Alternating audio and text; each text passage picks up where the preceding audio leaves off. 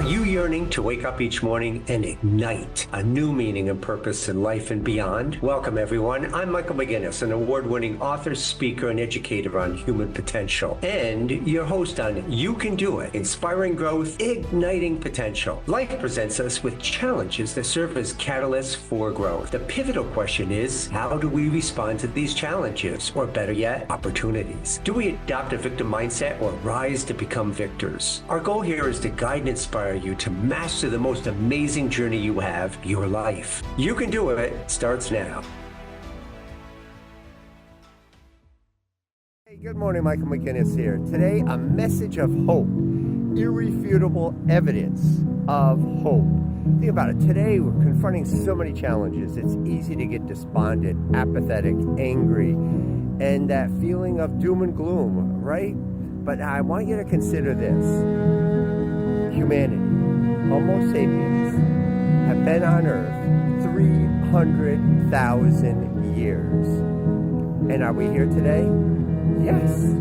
In fact, in so many ways, we're flourishing, particularly compared to, think of the origins, think of the centuries that we have been here, and yet we're here.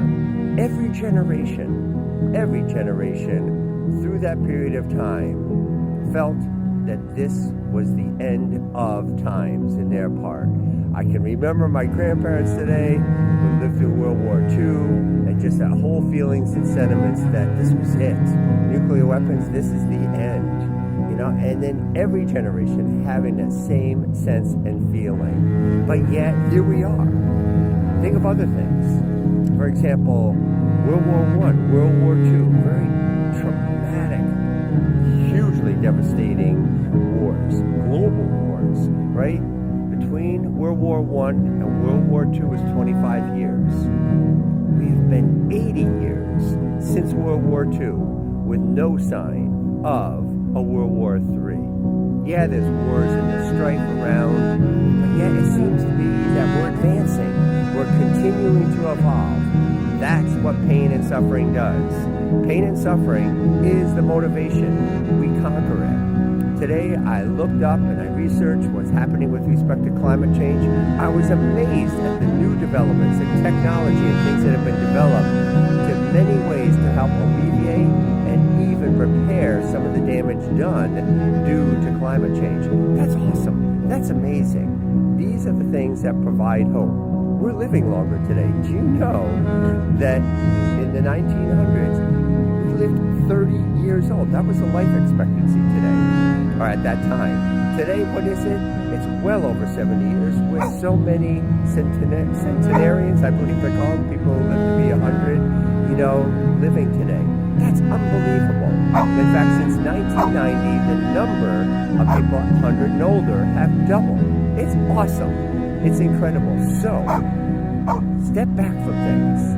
Take that moment in time to, just as the light is shining behind me, to basically go back and reflect on what really truly has happened. And are we indeed seeing hope? And in that way we can begin to internalize, because hope is everything. It allows us, it gives us a motivation to strive to go forward, to achieve new goals. Be hopeful. Be hopeful. Have a great day, everyone. Hey, good morning, everybody. Michael McGinnis here. Hey, welcome to You Can Do It. It's where we inspire growth and ignite your potential. It's all about you, your growth, and how to develop your full potential. Well, we're going to deviate from the track that I've been on, really focusing on personal growth and the step-by-step to deal with the personal challenges. And focus today really on a topic that I continue to hear increasing commentary on, and that is the growing concern about the state of humanity. It's resulting in feelings we're seeing in apathy and disillusionment, overwhelmingness, concern, sadness, anger, depression, and fear today. It's a favorite topic of mine since I did a lot of research on the topic of human potential and the future of humanity. So hence today's topic, hope for humanity. Is it all doom and gloom? I don't think so, and this is why. By the way, you can access an abbreviated white paper I have on this topic by going to the splash page for this episode, or you can email me at growhumanpotential@gmail.com. Doom and gloom. Again, I hear a lot of this. You probably do too, regarding the doom and gloom and outlook in the future. Not surprising amid today's tumultuous events that are happening all over the world and the relentless barrage of troubling news and seemingly insurmountable challenges. It's understandable why so many people feel concerned today. Increasing stress levels across the globe, as wars break out in Ukraine and now the Gaza Strip. There are also concerns related to overpopulation. Where are we going to go as we reach new milestones achieving 8 billion? And according to the US Census Bureau, they project the world population will reach 10.2 billion by 2060. Concerns relate to more demand on resources like food, water, housing, energy, and healthcare, as well as the consumption that can lead to ecological degradation, increasing conflicts, and a higher risk of large-scale disasters such as the pandemics. But it's not alone. Religions even talk about the end of the world beliefs. There was even a documentary on the History Channel titled Religions on the End of the World. I'll read a quote from this, and it stated that since the beginning of recorded time, people have been thinking about the end of the world. As such, the planet's major religions have formulated elaborate viewpoints on this topic. In Christianity, the Bible's book of Revelation details Armageddon, the final battle on earth between the forces of good and Satan.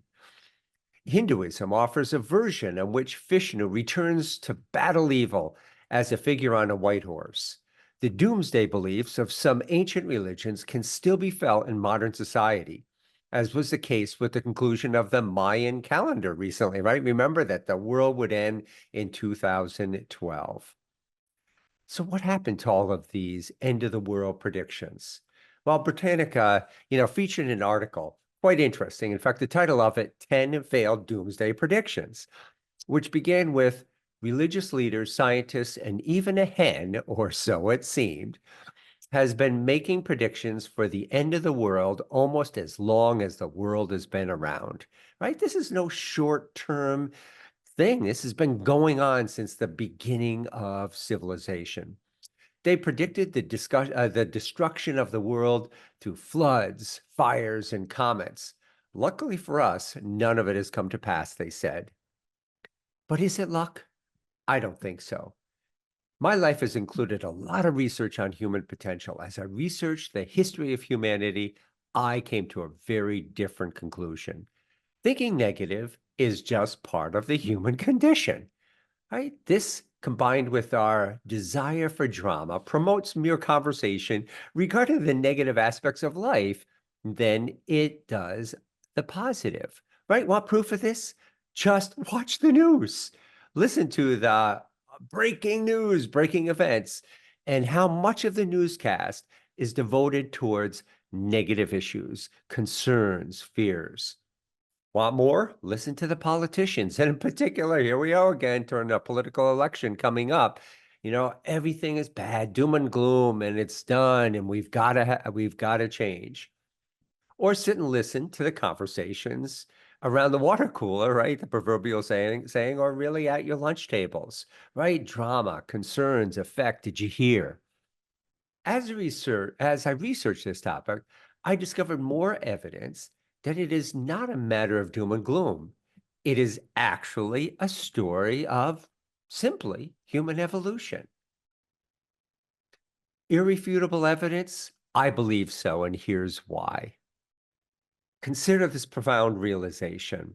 Since Homo sapiens' origins, right now get this, 300,000 years ago, we have navigated through countless trials and tribulations. Think of everything about history and the challenges that we've had to survive. And yet, guess what? We're here. The greatest proof of future performance is what we've done. We've made it. We've survived. But I believe it goes way beyond that. Remember when the prevalent belief on Earth was the fact that the world is flat? Right? changed everything. There was the fear of God placed in people to get in that boat, God forbid, until I think it was Magellan, right? That decided to prove otherwise and did. And I can even recall my grandparents believed that post-World War II, which they lived through, and it was doom and gloom, doom and gloom. Here comes the nuclear holocaust. But despite these persistent challenges that have confronted every generation has its doomsayers. And civilizations have persisted, yet, and even flourished through all of this time. The proof is, and we are each living proof of this, is that here we are today, 300,000 years later. And despite all of the challenges we faced, we continue to be here. We're here, right? And we both have learned how to survive. And I believe it's really much more of a matter of thrive. And we'll talk about many of the things that are really characteristic of thriving civilization today. We are better off in so many ways than we were at any point in our history. This is powerful proof of our ability to be resilient and continue to grow despite all of the odds. I was fortunate to volunteer in South Africa, and it was at that point where the whole concept of apartheid, right? Just this inhumane system that existed to Native Africans, led to the establishment of a new government structure, right? Nelson Mandela, remember him? Came forth and be able to sort of implement this new change. I was fortunate to have volunteered here, and during this time, including a long stay in South Africa, and I started to witness apartheid coming to a close. I witnessed firsthand the ravages of what discrimination and prejudice can do. And in some way, some small way, I was this chance to be a part of this closure of apartheid. I witnessed the change, which I believe is characteristic of so many of these negative aspects that we see in society today. Consider this from The Economist, an article titled How South Africa Has Changed 30 Years After Apartheid. It states, Nelson Mandela voted for the first time in his life on April 27, 1994, in a poor area of the hills above the city of Durban. This choice of location showed that South Africa's president is waiting and almost lost none of his knack for symbolism after his 27 years of the world's most famous political prisoner, right? He was in prison for all that time for being a voice of change. After casting the ballot, Mandela walked to the nearby grave of John Dube, the first president of his party, the African National Congress. He says, I have come to report, Mr. President, in his resonant speech, that South Africa is now free, right? These are the kinds of changes that we are seeing and witnessing through our world and society today. Similar, consider the destruction, devastation, and deaths associated with world wars. The interval between World War I and World War II spanned 25 years. Yet today we find ourselves 80 years removed from the conclusion of World War II. And no concept of World War III is in sight. In fact, I don't think it's even possible today. Just witness how the views towards war and strife are changing. There's national outrage today towards our current war situations, right? The Ukraine and the Gaza Strip. Protests are occurring all over the world. Will these changing attitudes have an impact on how civilizations react to differences? I consider this highly likely. Regarding the concerns about climate change, right? All of the challenges that we've concerned, and you hear this doom and gloom reports of how societies will come to an end and so forth. The company SAP, great company, published a recent article titled Emerging Technologies to Tackle Climate Change. They stated, by isolating major sources of carbon emissions, researchers are racing to stop additional damage to the planet. They reviewed research and recent developments that are really promising today. Their conclusion, the climate emergency remains urgent and imminent, but it also remains solvable. There are just a few of these amazing technological innovations already developed and becoming more commercially available that are going to change the world and make it more livable, even despite these changes. This reminds me of what I witnessed so many times as I volunteered across the globe in some of the god-awful situations. When the chips are down, we, humanity, are at our best. And to demonstrate that we are no longer in despair or even in a survival stage of growth, consider the following. We're living longer. The average life expectancy, which stood at 30 to 40 years old in 1900, not that long ago, has more than doubled, reaching 71 to 79 years today and increasing. The number of centenarians, individuals who are 100 years old or more, has doubled since 1990, with indications suggested that this trend is poised to persist. And these examples are just the tip of the iceberg when it comes to data supporting humanity's continual growth and path forward. We are indeed maturing in so many ways. The more we mature, the more we'll continue to change our attitudes in a positive manner. Through all of this exploration and research, I arrived at two transformative realizations. First, adversity, far from being a mere burden, has served as a catalyst, not the burden, for profound growth and evolution. It presents us with a crucial choice: to succumb as a victim or rise as a victor. I believe it is the ability to step back from all of this fear and negativity, to see the true potential in humanity and within yourself, that you really begin to see the optimism and the hope as I have had. It was hope that drives us forward and continues to ignite new meaning and purpose in humanity. This is why I'm so excited to be an inspiration, because I had to apply all of this in my own life, right? Overcoming despair and seemingly odds that were going to result in more negative and succumbing to the pain and suffering I'd experienced. And now I'm in a position where I'm helping others grow in their potential. I evolved. How does humanity evolve? One human at a time. The second major transformative realization: what propels change is often rooted in pain and suffering, right? So pain and suffering is a very natural part of society and growth. As the adage goes, no pain, no gain. Every life form on Earth relies on growth to not only survive, but also to thrive. It is possible that the very thing we dislike, pain and suffering, has been the stimulus instead, and will continue to be the stimulus for humanity and our continued growth. This reality becomes abundantly clear to me as I traveled and volunteered across the globe. I witnessed firsthand the extreme pain and suffering endured across the world.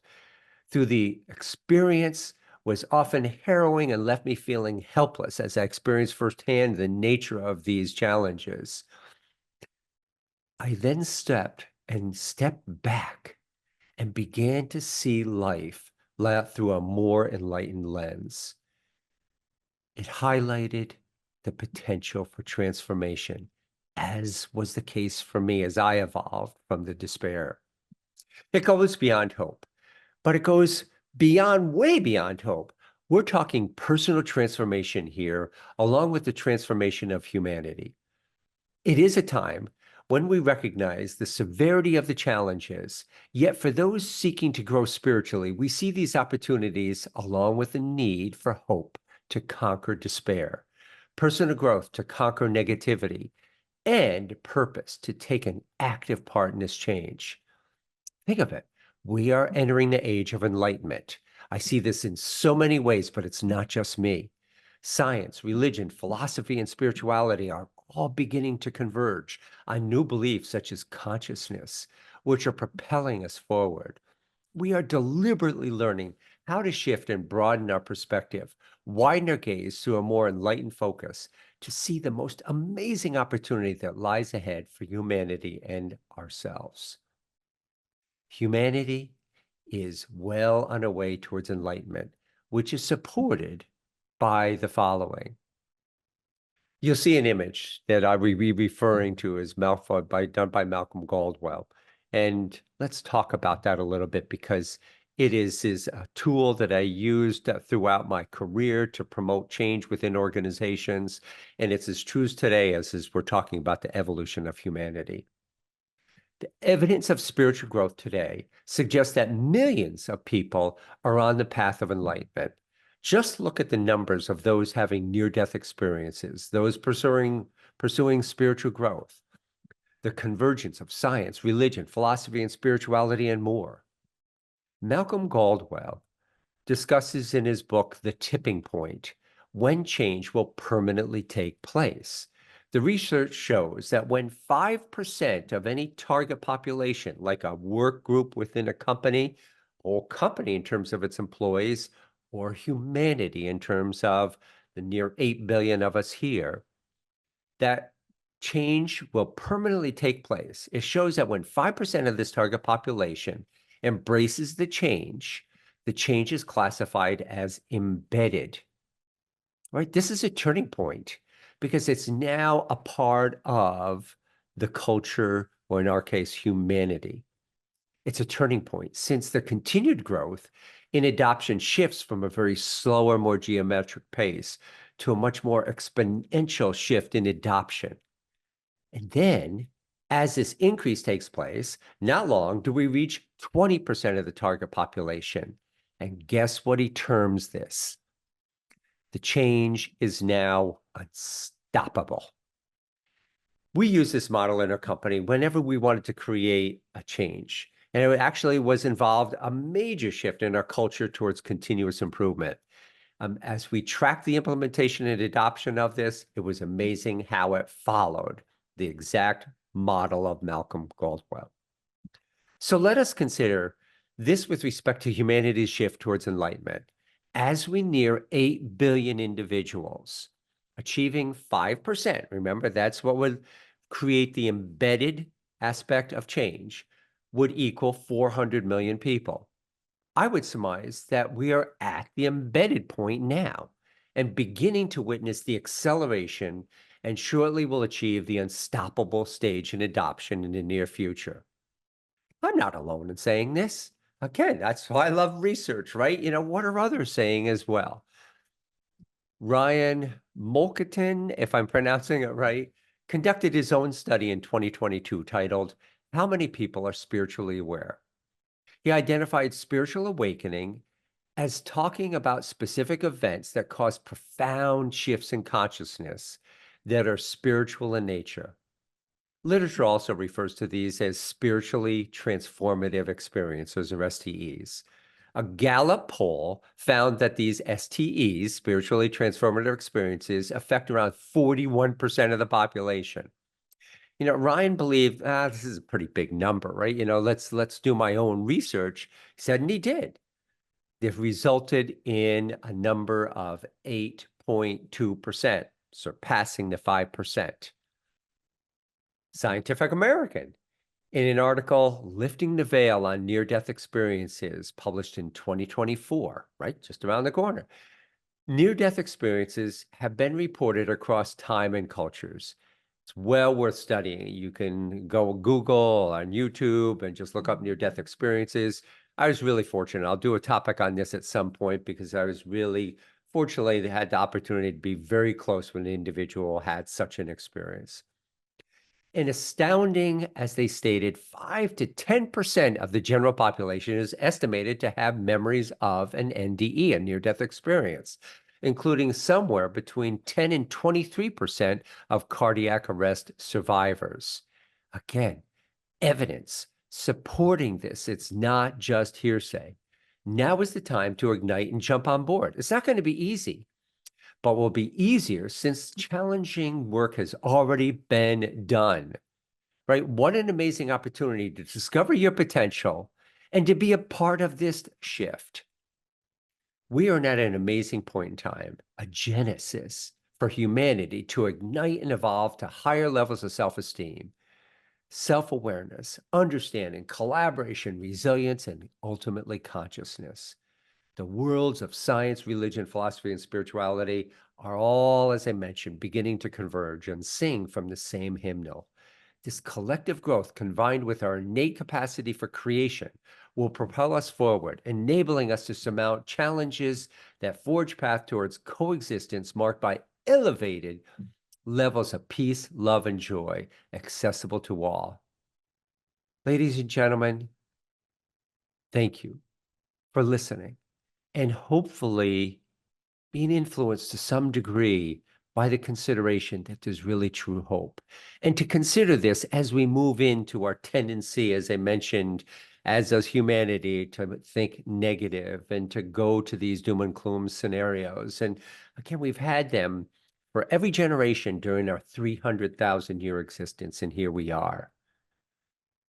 Thank you for listening to You Can Do It. It's all about the ability for you to reach and achieve your full potential. But what a perfect time. Here we are at a point in our growth, as evidenced by all that I shared today, that we are on the verge of some amazing changes as we continue to evolve. It's not going to be easy. Change never it is. And it's very often the pain and suffering that we'll experience in the world that'll continue to propel us forward. What a way to change our attitude towards pain and suffering, right? To start seeing things as the positive.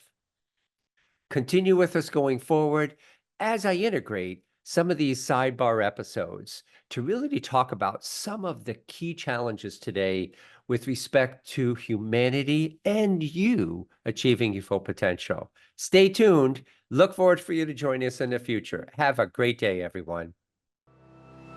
I'm Michael McGinnis, and you've been listening to You Can Do It, Inspiring Growth, Igniting Potential.